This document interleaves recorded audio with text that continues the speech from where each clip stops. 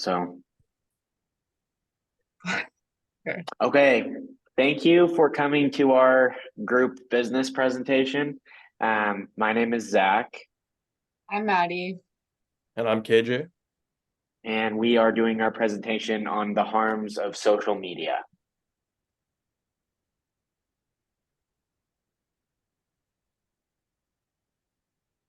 This is just a little bit about kind of what we're going to be going over and how it relates to social media.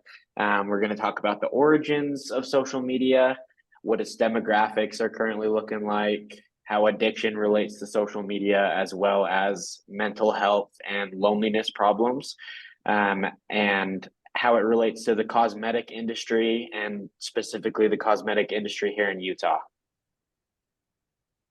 All right, guys. To start here with a quote from the founder of Facebook, Mark Zuckerberg. His original mission statement was to give people the power to build community and bring the world closer together. As we get into this presentation further, you can kind of see how that mission statement has evolved and taken on new meaning throughout the development of Facebook. But to start, I just wanted to talk about the rise of social media and some statistics for you. In 2005, roughly 10% of Americans had social media in the form of Facebook. And then compared to in 2022, almost 90% of Americans had social media, whether that be Instagram, Facebook, Snapchat, TikTok, etc.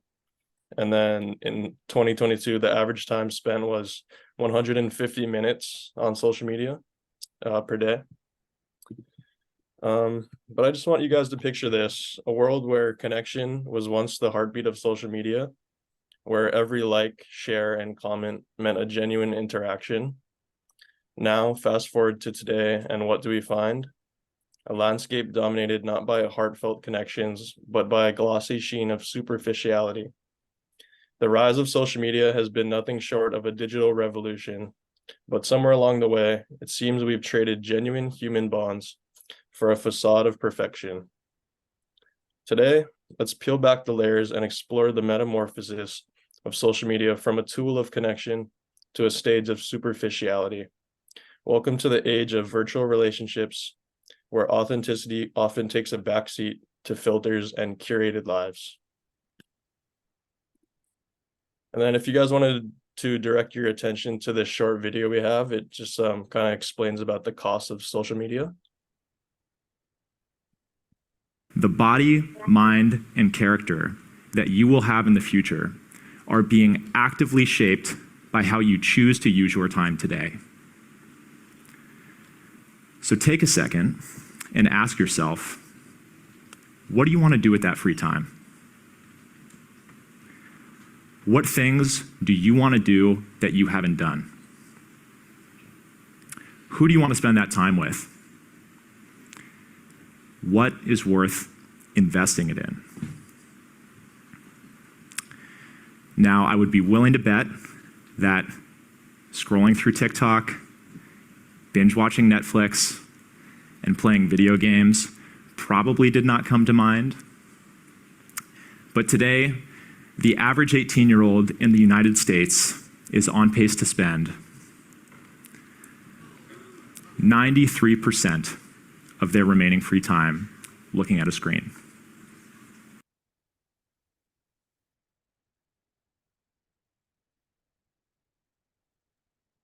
So as you guys can see from that video, the amount of free time that today's teenagers spend on social media is pretty concerning and shocking, to be honest. But yeah, just a short video about that. So now we want to get into the demographics of social media. So who's using it? What are its potential effects? So we found that 90% of teens aged 13 to 17 actively engage in social media, while 84% of adults aged 18 through 29 also engage in social media.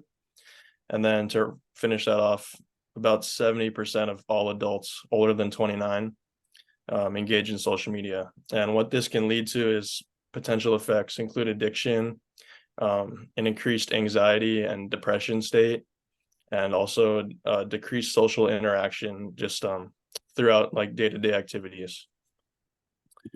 And the rise of social media has given birth to an unintended epidemic, which is addiction. Especially concerning is the dependence of young adults on their phones, where social media serves as both the cure and the ailment.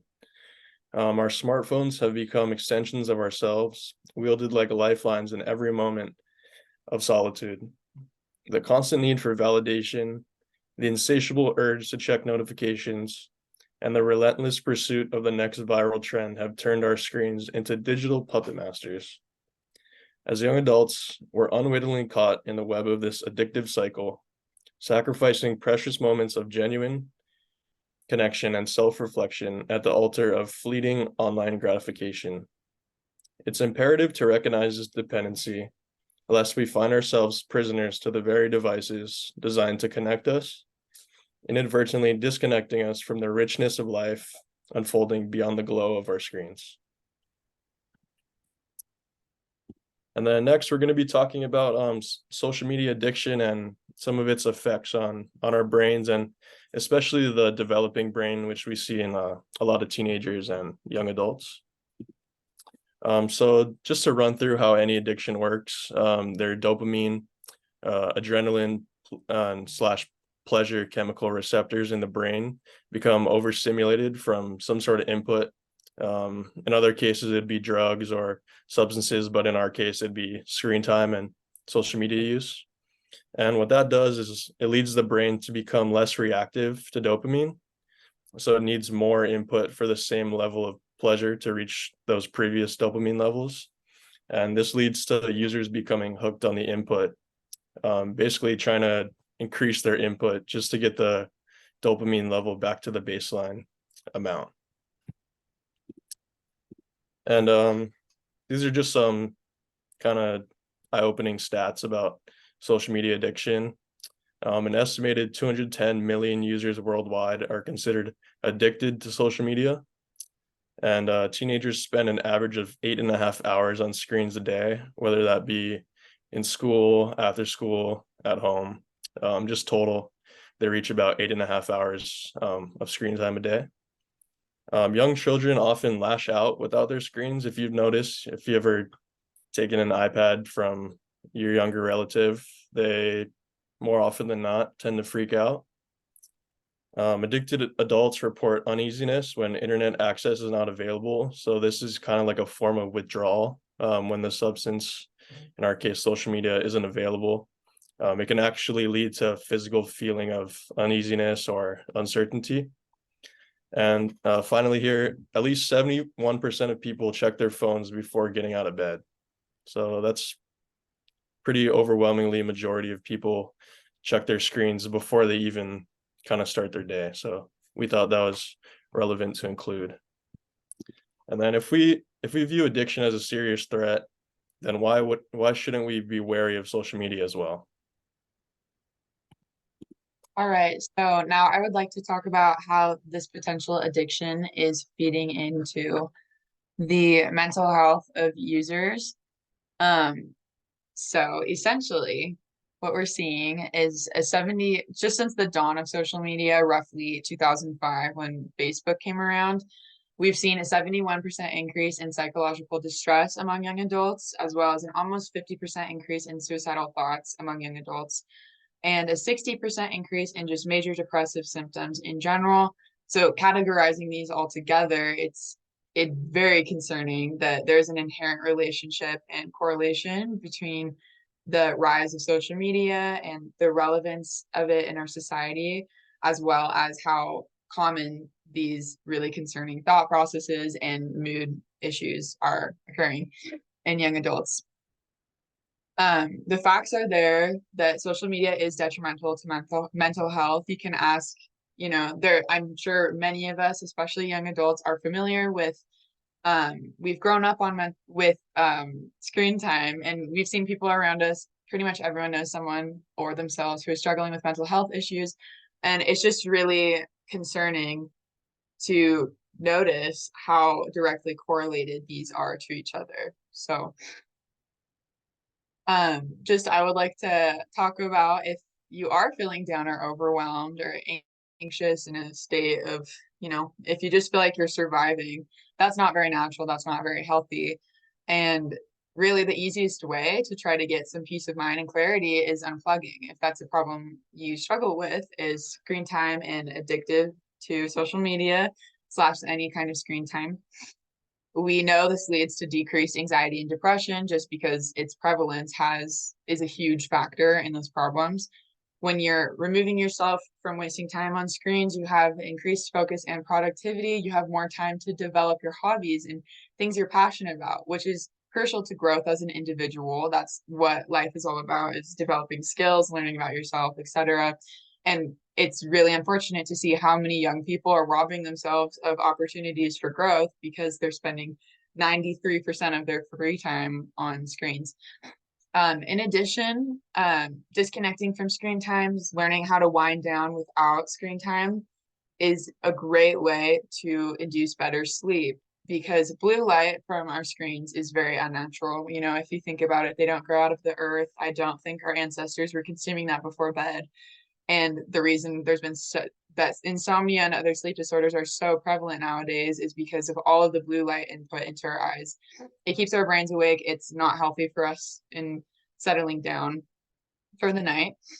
And lastly, with unplugging and disconnecting from social media and taking time for yourselves, you're developing the socializing qualities that you need as a functioning human being, and you're experiencing fulfilling social interactions that you're lacking otherwise, because although it is called social media, it really is doing the opposite of bringing people together. It's desocializing people. It's making them less socially affable and even less going out of their way to make friends and socialize, which leads me to my next point, which is the loneliness epidemic in America.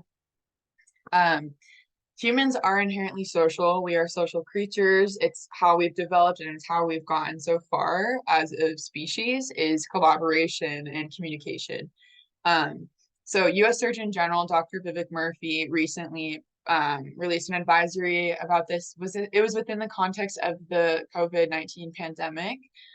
He said that our relationships are a source of healing and well-being hiding in plain sight, one that can help us live healthier, more fulfilled, and more productive lives. So this was in the context of the pandemic again. But even nowadays, we're trying to enter back into society, back into a normal flow of things, and people are still having troubles socializing. People are not as socially fulfilled. People aren't going out of their way to make friends, and it's because we've been so conditioned, and especially coupled with the pandemic, to spend so much time on screens. We're really losing those innate abilities that make us human to socialize and connect with others. In fact, 50% of social media users report it having a negative effect on relationships, and less than half of Americans are going out of their way to socialize with friends on a weekly basis. So that seems appalling and dystopian to me. I would hope that seems a little absurd to you. It is pretty absurd. That's not a natural way of life for human beings to be living. My last point I would like to touch on is the unrealistic standards in the beauty industry and how they all connect back to social media and influencer culture. So it should come as no surprise that social media has brought about unrealistic standards, because it is a false reality. We have influencer culture, the prevalence of filters, and rapidly evolving trends leave vulnerable demographics feeling super inadequate, you know, specifically young women, teenage girls, and even younger than that, middle school girls are consuming this content, which is just a complete fabricated reality. 60% of social media users report it having a negative impact on their self-esteem. Yet, you know, we don't seem to be doing anything about this, even though we know this and the facts are there. You just move this over. Okay. So just some statistics on that. Almost 50% of people who have plastic surgery report social media being a big factor and influence in that decision, you know. And people with plastic surgery are spending the most time on average on social media, with about 5 hours a day.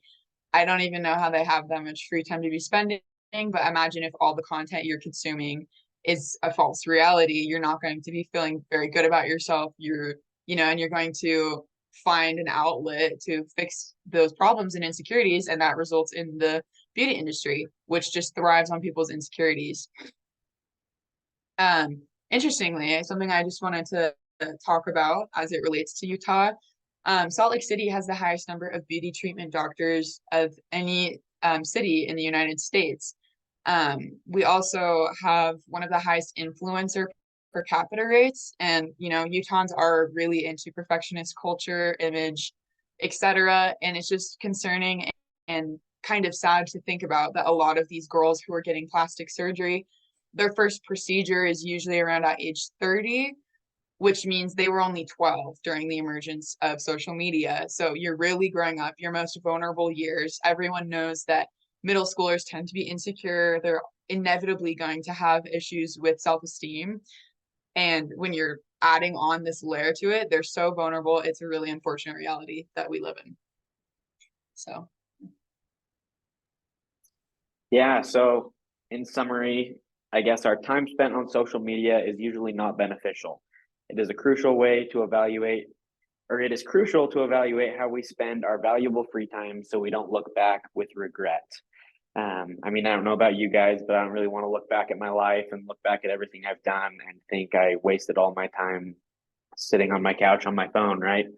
I'd rather be out experiencing things, making real life memories instead of focusing my time on a screen. So it's definitely important to make sure we keep special track of that in our life.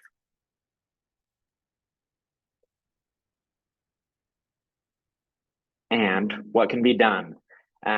Like Maddie and KJ spoke about, social media was basically dreamt up and created to be a place for people to connect with others, meet people they might not otherwise meet, for photographers to share their work and stuff like that. But it's turned into something that really creates a void in our lives that we really can't fill. It creates self-esteem problems. It creates addiction, loneliness. It really is spreading to kind of every aspect of our lives.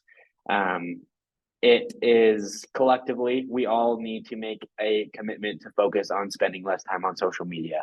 We never realize how harmful it is for our lives and for our self-esteem. It gives us all a negative perception of how we are, how we look, and how we see others. It gives us a sense of who we need to be and what we need to do. And that, for the most part, that sense is something that we're never really going to be able to live up to. To combat the overuse of social media, individuals can adopt several measures. Firstly, setting clear boundaries by establishing designated time slots for social media usage.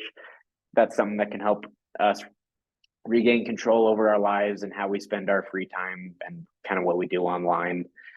We can implement social media free days or a social media free weekend and focus on spending time with family and people we like actually care about and make memories that we will enjoy looking back on. We can prioritize face-to-face interactions and engaging in hobbies that don't involve screens, really focusing on anything that can redirect our focus away from social media. We also have good features, on our phones, stuff like the screen time and app usage limits. Those are all things that can help provide valuable insights and kind of aid ourselves to spend a little bit more time away from social media. And we need to encourage having more open conversation and recognizing the problem that social media is. I feel like it's something that isn't talked about nearly as much as other addictions, such as like a drug addiction, for example, even though it can be just as big of a problem for lives and for personal relationships and everything above. And by taking these proactive steps, we can each reclaim a sense of agency over our lives and promote a more mindful and balanced approach to social media consumption and how we spend our free time. So yeah, I definitely challenge all you guys to pay close attention to how you're spending your time, how you're spending your free time, and make sure you aren't getting carried away with your phone and with social media, and make sure if you are using social media that it's having a more of a benefit to your life and you're using it in a way that isn't harming your self-esteem or causing addiction and everything like that. So thanks for watching. Thanks for listening to us, and hopefully this presentation is able to help you open your eyes a little bit and recognize if you have a problem with social media, and hopefully help you with ways to fix it.